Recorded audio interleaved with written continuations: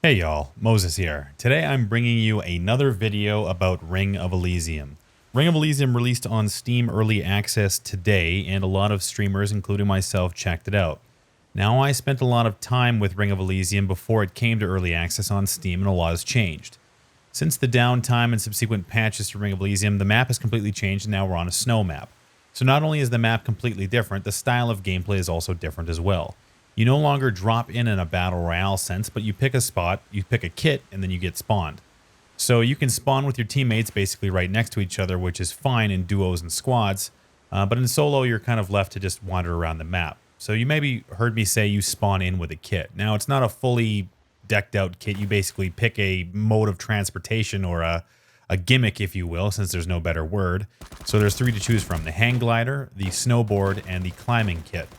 And I'll tell you right now that the only good one, aside from maybe the hang glider in very specific certain situations, is the snowboard. The snowboard is a lot of fun. You can do tricks on it and jump around. And that was my favorite part of the game for the most part. I really had a hard time with Ring of Elysium. I expected a lot more from it, which I'll kind of outline. Now, I'm not 100% off the game. I think that with a little bit of TLC and some patches and some effort from Tencent to make this thing into a better product, that Ring of Elysium does have a lot of potential. It ships with North American servers. Sorry, Europe, you just can't play for some reason. And the Asian region is available as well. It has both third-person and first-person game modes, and it has a lot of loot and a lot of good features as well. But the one thing it does not have is good optimization. The one thing that I really noticed out of the gate is that even on standard, or, I mean, the naming conventions of the settings don't make a lot of sense. So standard is the highest, low is the lowest, and then there's like a kind of low setting. It doesn't really make a lot of sense, but I started on the highest possible settings, and I was getting about 85 frames per second. I would say on average, but it does dip from time to time as well, getting as low as 65 or 70 frames in some cases. And now I have a 1080 Ti and an 8700K, and I normally get 130 to 140 frames in PUBG. So seeing that low frame count really put me off out of the gate, especially since there was a few bugs with the interface that didn't make it look all that good. So it defaults VSync to on, so that's something to look out for. So make sure you disable VSync and turn your graphics settings to low, because you're going to need it. I don't know where it's bottlenecking. I'm not sure if it's graphics or CPU. I haven't had the time to check, but it doesn't really matter. This type of game, especially from a developer like this, should not be this poorly optimized out of the gate. So the other thing I noticed is that in all the lobbies, there is a maximum of 60 players. Now, this is also a bit alarming because normally Battle Royale is aiming for about 100 players. Now, there's nothing saying that every Battle Royale needs to have 100 players, but with such a small lobby, the mid-game really seemed to drag down, especially in solo play. Now, I did have a bunch of fun moments with the game, really around the snowboarding mechanics and whatnot, but I think that there's a really good weapon variety, and that's something that's really fun. But the one thing that stood out to me, at least with the weapons, is that they don't really handle that well or sound that well. They really just don't have the punchiness that you get from PUBG or Blackout, that have very nicely unique weapon sounds and models and the way they look.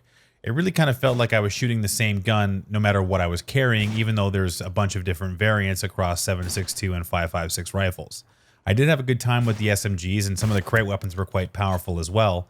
But I never really felt attached to the gunplay, which was kind of floaty and wasn't really good. The gunplay is actually one of the weaker parts of the game, which is really unfortunate because there's a lot of great systems involved. Like, for instance, if you want to switch between ARs, all you have to do is switch the AR, and all your current attachments will automatically port over, and you're good to go. Same thing with sniper rifles or any other apt weapon swaps. You can just change your weapons very easily without having to fumble with your attachments.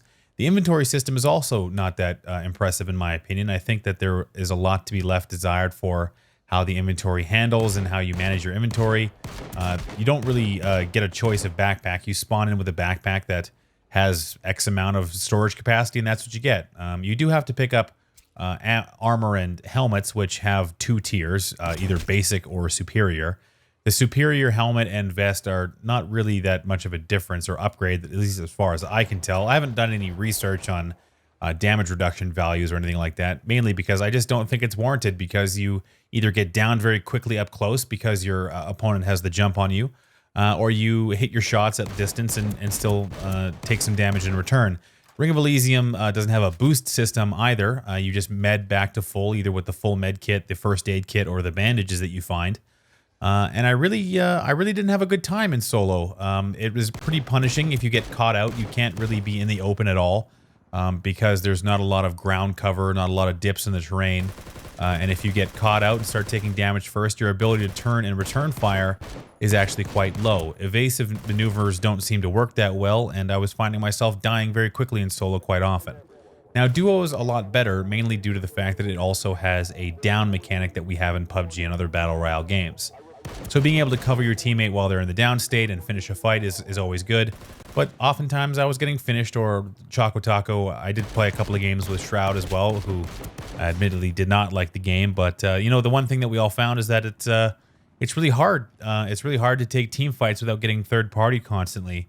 The sound model is also not great. You know, I guess the one thing that sucks is I'm sure you're listening to this video thinking like, oh my god, you're so negative, but I don't think that's the case. I really wanted to like Ring of Elysium, but there's so many fundamental systems in the game that are just not working that well. The sound model, like I was just going to say, isn't very good. You can't really differentiate between directional sounds that well. High and low sounds are hard to track, and unless you see a muzzle flash, sometimes you just have no idea where you're getting shot at due to the fact that players blend into the environment so well. You have to look for movement, and you have to look for muzzle flashes, and then eventually you'll have to use the hit indicator that appears on your screen when you do take a shot as to where the shots are coming from. So the environment is quite detailed, and it's nice and all that. I like some of the personal touches, but I didn't like the snow map as much as I liked the original Ring of Elysium map that had the theme park in the middle and a lot of other cool features. This one just doesn't seem to have it. Maybe I haven't spent enough time with the map itself. But yeah, the netcode is a completely separate issue. Having played Blackout and seen today that the netcode in Blackout is also very bad, I would say that Ring of Elysium handles very similarly to Blackout. So I wouldn't be surprised that if Battle Nonsense does a video and shows us all that Ring of Elysium is running around that 15 to 20 hertz with input delay and everything incorporated because of the low frame rate.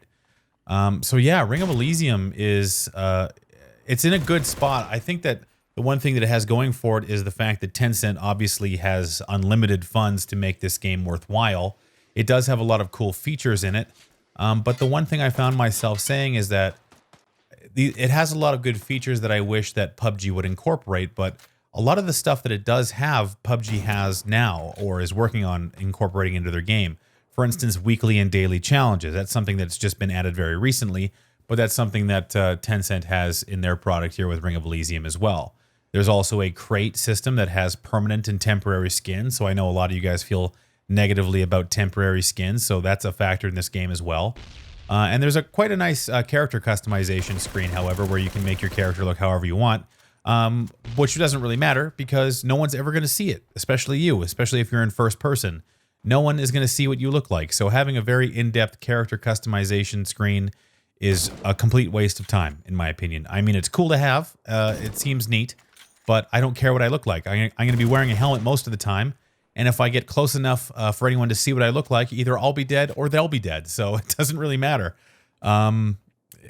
Yeah, so that's kind of where I'm at with Ring of Elysium. That it has the potential to be good, but I'm kind of tired of games with potential. I want a game that's just good.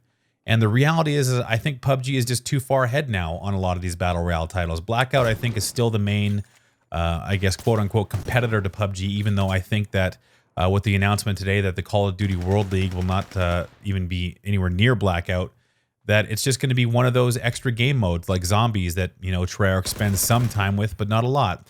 But I'll save that video for a video on Blackout around that time it comes out. So that's it for my Ring of Elysium first thoughts and impressions. I know I said mostly bad things about it, but we did have fun. So I encourage you to check it out. It's free to play on Steam, no investment required. Go give it a shot. Let me know your thoughts in the comments down below. And of course, if you like this video, leave a like. And don't forget to check me out on Twitch, twitch.tv/wtfmoses, and on Twitter @wtfmoses. And join the Discord, discord.gg/wtfmoses. So that's it. I will be playing more Ring of Elysium, and I look forward to seeing you guys when I do. So until next time, I'll see you out there.